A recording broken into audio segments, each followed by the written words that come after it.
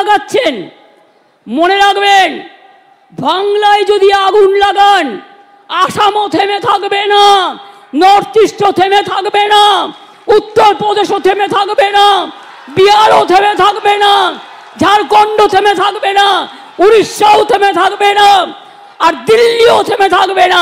আপনার চেয়ারটা আমরা টলমলো করে দেব।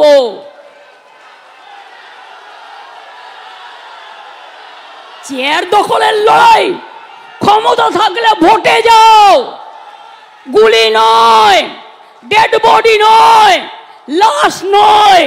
ক্ষমতা তোমাদের হাতে। কেন করছো না ফাঁসির জন্য?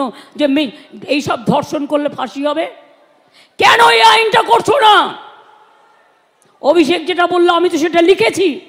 আমি এখনো বলি, নরেন্দ্র মোদী, আপনার পার্টি কতটা আমায় চেনে আমি জানি না, কিন্তু আমি এটা মনে করি, যতই ফান্ডিং করুন, অনেককেই ফান্ডিং করছেন আপনারা, খবর আমরা রাখি।